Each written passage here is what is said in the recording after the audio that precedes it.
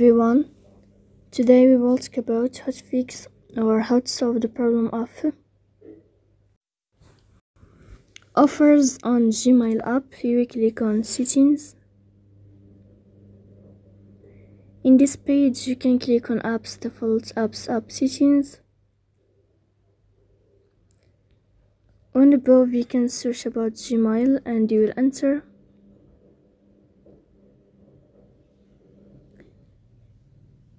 Then you can click on first stop and you can click OK. After that you will enter to storage. Here you can click clear cache. Don't click clear data because that can delete your account. So please don't forget to support us by like and subscribe.